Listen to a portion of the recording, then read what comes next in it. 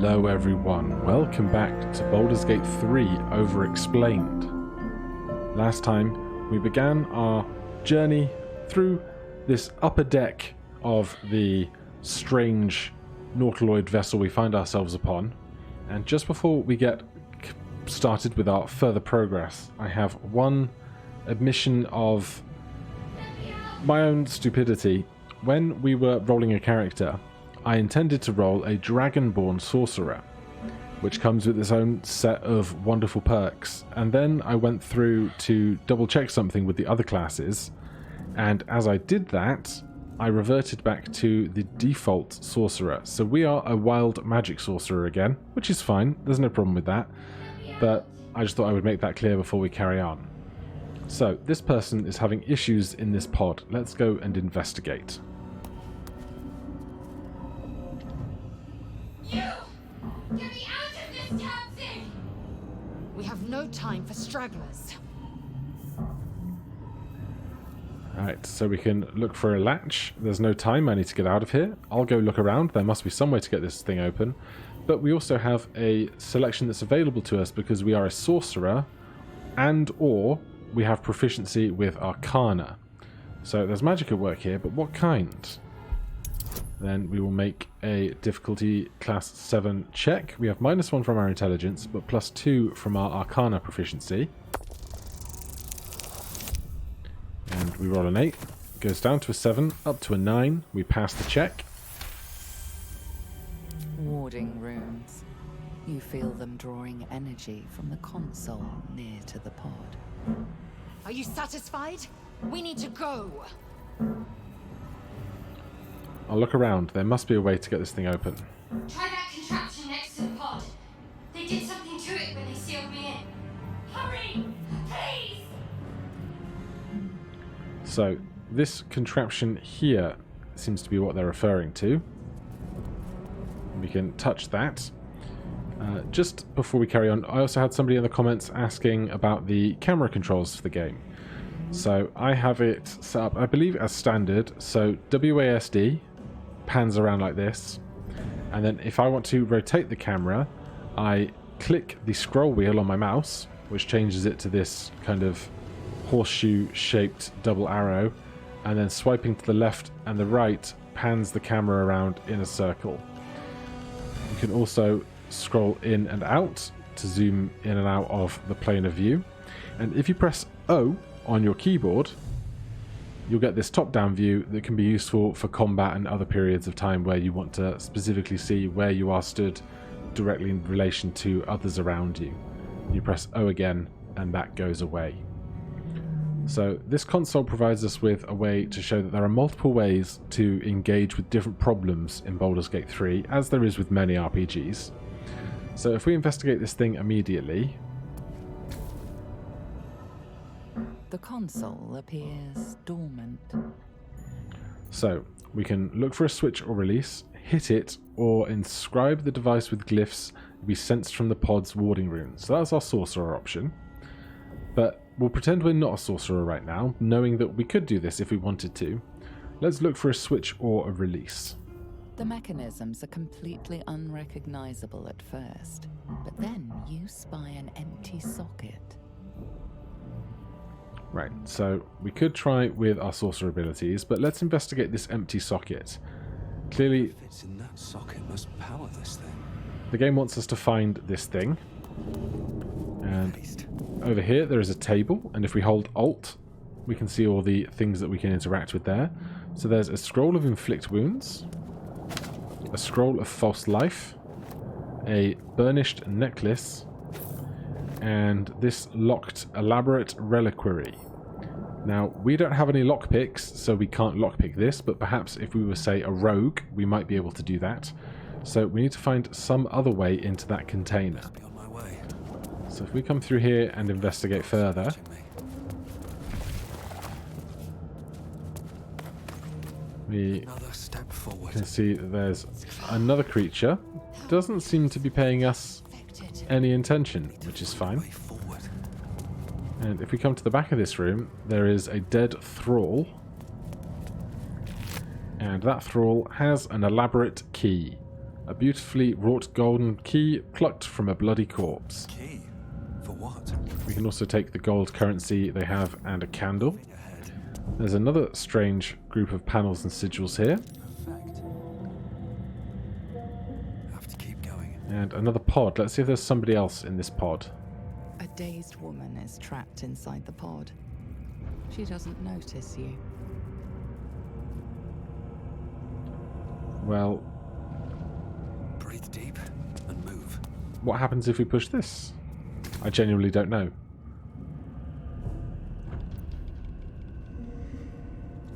I think I've just figured out what it might do, but we'll find out. We'll let the game tell us. Place your hand on the console.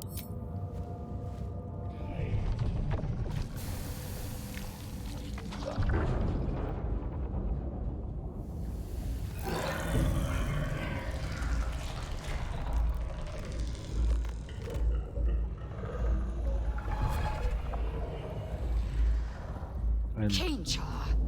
Changed at the pull of a lever. How? If we are not purified, this may be our fate. Corellin, preserve me. That cannot be our fate. so, we've just metamorphosed, Mind Flayer stares at you, weak and dazed. but swole. Look at those arms. So, Don't waste a step. that's what's going on here. Now, this guy, we could attack it, but it's running around in an awkward fashion. But what we can do is if we click this button here, we can enter turn-based mode. And while we're in turn-based mode, everything stops, and then we can take our actions without things moving around us. So if we wanted to kill this Intellect Devourer, whether for safety or for XP or anything else, we can now go over to our slots. We can select Chromatic Orb. We can choose what kind of energy we would like to use, but typically you pick Chromatic Orb Thunder because Thunder does 3d8 damage, whereas the others only do 2d8 damage for some reason that I don't really understand. But we can then select that, and the Intellect Devourer becomes an available target. So if we attack that now, we do 9 damage, and we have instigated initiative. So we've used one of our 2 spell slots, but we have another that we can spend. And it takes 13 more damage. We get some XP for killing it, and now it is definitely no threat to us. The ready. So we had found that key, What path lies before me? and the elaborate key may well unlock this elaborate reliquary. And inside we find some more gold. We find a piece of onyx, which is worth 50 gold, but only weighs 0.02 pounds, so a good gold to weight ratio. And an eldritch rune. A strange energy buzzes through this alien object. You are sure you've never seen anything of the like, yet part of you recognizes it as a component of some bigger machine. This might unlock those controls next to the pod. Time to press ahead. Our hero is a smart one, so we come back to the panel here. The console appears dormant. So we can still do our sorcerer thing, or we can insert the rune into the socket. The console hums to life.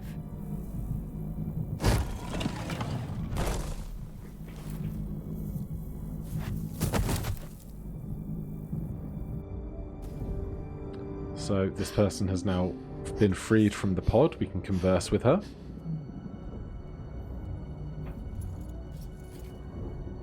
I thought that damn thing was going to be my coffin. Thank you. Your mind lurches into her thoughts. Her gratitude is mixed with wariness, because you have a gift with you. You keep dangerous company. Dangerous company is kind of what we need right now, I think. Fair point. Looks like there's plenty of fighting ahead. Let me come with you. We can get off this ship and watch each other's backs along the way. That sounds great. I'm Gothic Lord. Shadowheart. One moment.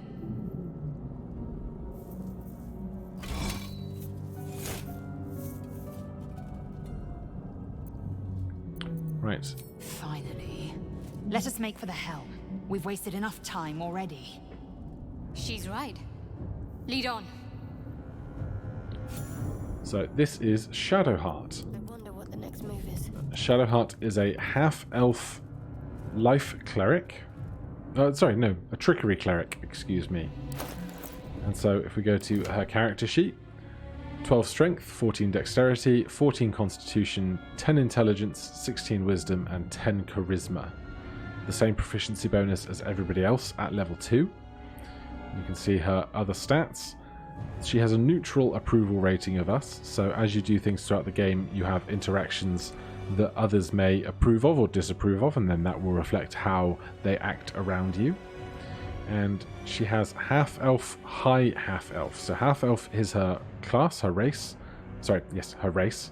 And high half-elf is her sub-race. Then we see that she is a cleric, so she has cleric spell slots, wisdom saving throw proficiency, and charisma saving throw proficiency, light armor, medium armor, shields, and simple weapons. So typically, proficiencies come in pairs of what are basically good proficiencies and bad proficiencies. And they're kind of balanced by how prevalent the need to be good at that saving throw is. So a lot of saving throws are dexterity based, meaning you need to get out of the way of something. A lot of saving throws are wisdom based, meaning that you kind of have to resolve your mind against something that's trying to trick you or convince you to do something that you don't want to do. And a lot of saves are constitution based, things like poisons and holding your breath, those kinds of checks. So those are the three good ones, whereas the bad ones are strength, because apart from being shoved and maybe trying to withstand something like being pulled in by a tentacle, you're not going to use strength saving throws very much. Charisma saves aren't used very much either, nor are intelligence saves. So normally you'll have one of the good ones, one of the bad ones, and those will be your two wisdom save or your two saving throw proficiencies. And she has her other standard stuff. So with the three of us in tow, All's well that ends. Not as bad as we it will could have. go the only way that we can at this point.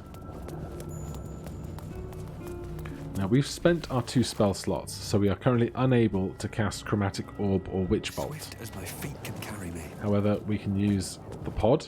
We are nearing the helm. Once inside, do as I say. Who put you in charge? I'll trust my own judgment. K-Yank. She's got a lot of Githyanki swears, I think. Using the pod, we see our spell slots are refreshed for this pseudo-tutorial section of the game. How And much farther can I go? coming through this final doorway here, we come to the helm as marked on our minimap in the top right there.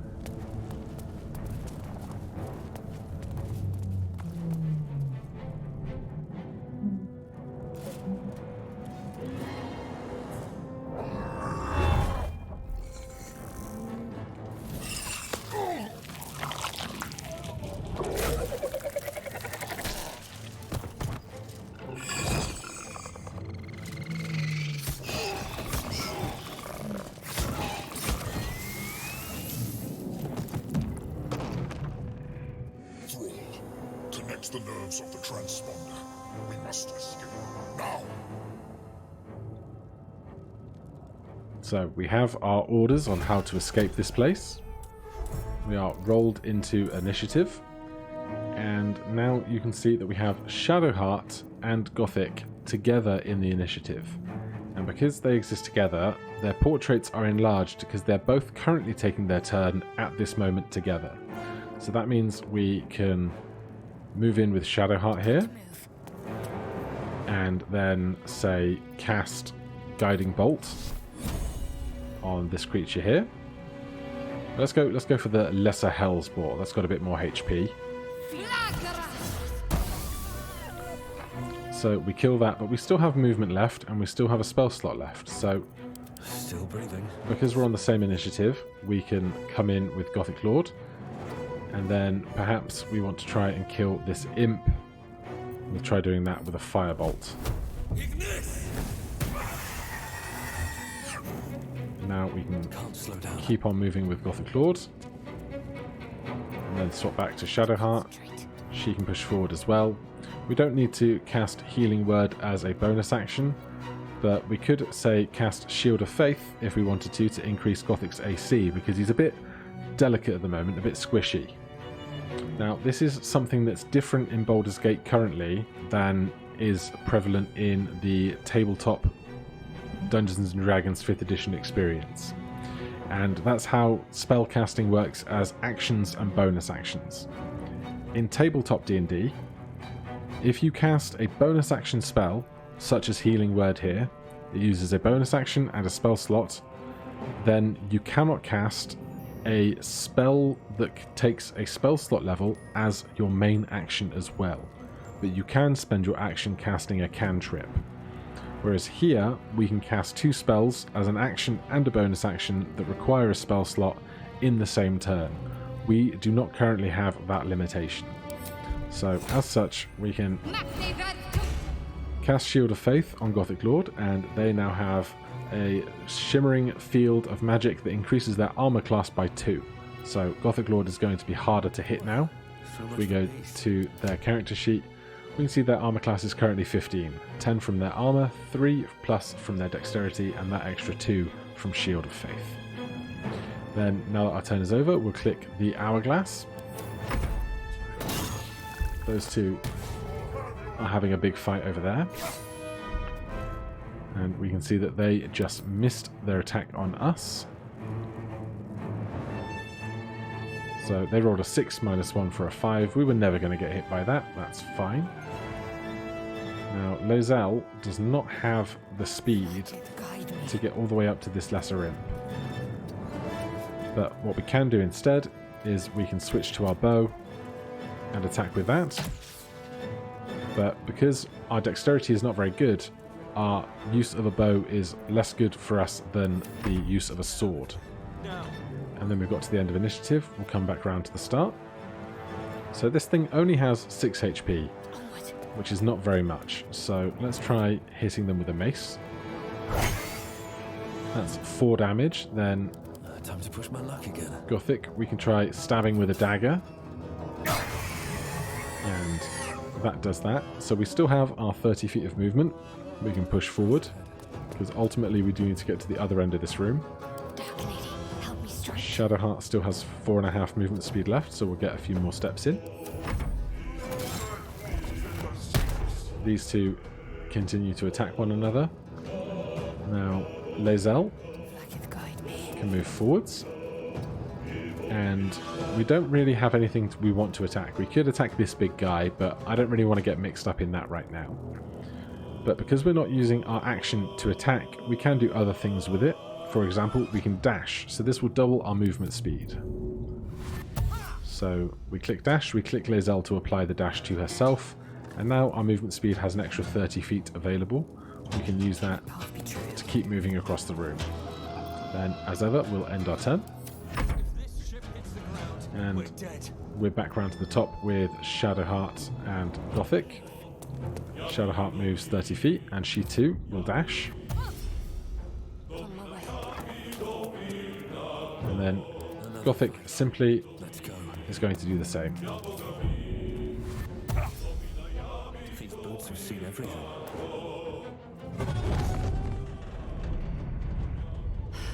It's clear. Hurry before they strike. And now over here we have a few more foes to be dealing with. And we are currently in the middle of our turn, so we're not going to be able to attack right now.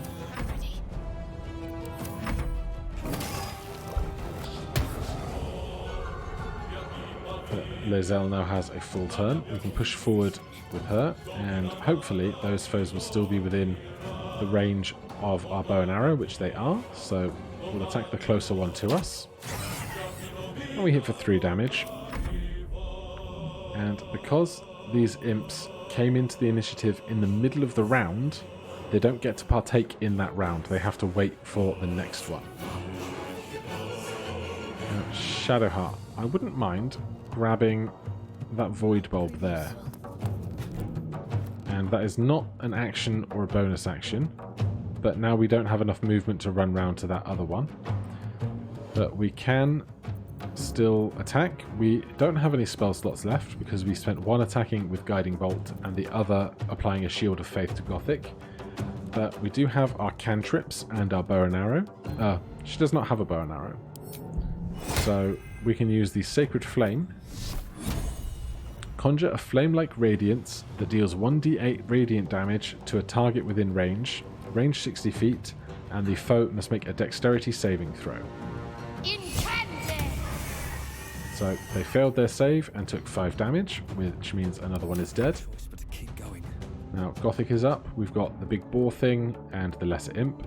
I don't like the look of that boar thing, so let's see if we can do 3d8 damage to that.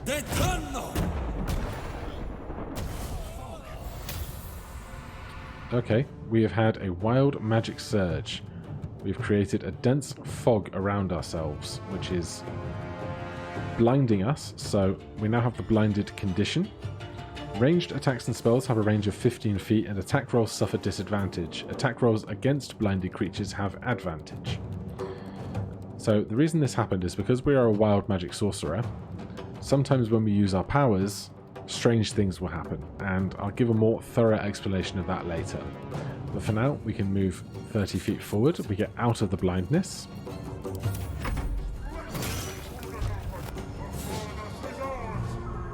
Lizelle currently suffering the same problem. So if we were to try and attack with our bow and arrow here, we would need to move forward to be able to get a shot here, and you'll see on the left it says disadvantage on attack rolls, which means because we're blind we don't see our target very well, we have to roll 2 d20s and use the lower for our attack roll. However, we can run to the edge of the fog where we will no longer be inside of it and then make our attack. Now, as you see there, we rolled a 20 on our attack roll, so it is automatically a successful attack. And if we can find the damage here, you'll see the damage was 2d6 plus 1. So rather than being 1d6 plus 1, it's 2d6 plus 1 because you always roll all of the dice twice when you attack on a critical hit. Now, Shadowheart, if you could grab that caustic bulb for me as well, then we can dash out of the fog in that direction. And I think we're going to be able to get to this. Before more dragons come. We can dash the extra distance that we need and interact with the transponder to finish this area. The Helm's alien transponder. You've made it in time.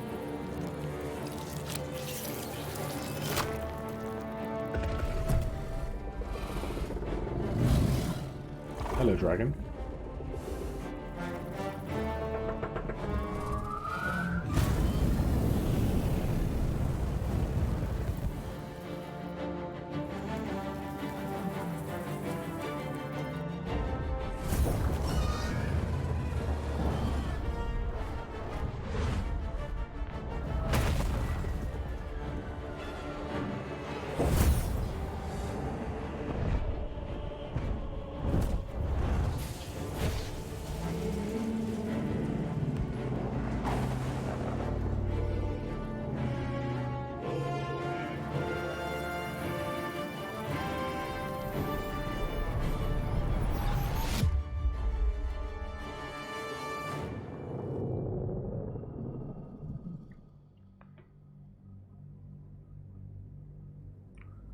So we've instigated the escape from the ship, but just how we're getting to feet on safe solid ground we have not seen yet, but that will come just after this short loading screen.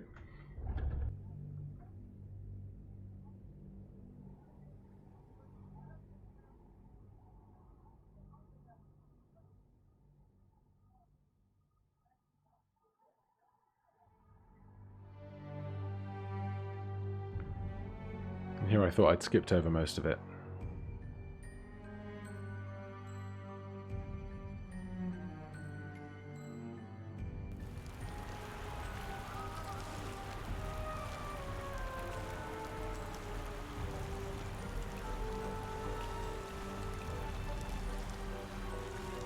So this is a sneak preview of where we will be in a few moments, but before that, I think we're waiting for a cutscene to load, aren't we?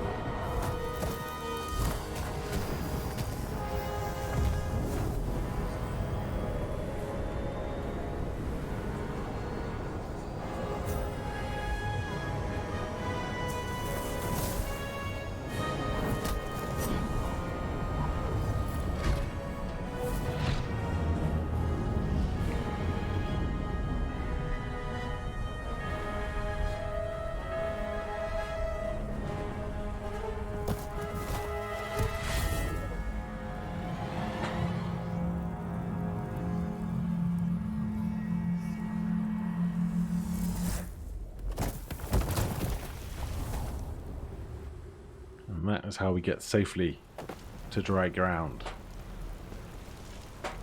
So here we are on the ravaged beach. We have escaped the Nautiloid. And so next time we will begin I'm in one piece.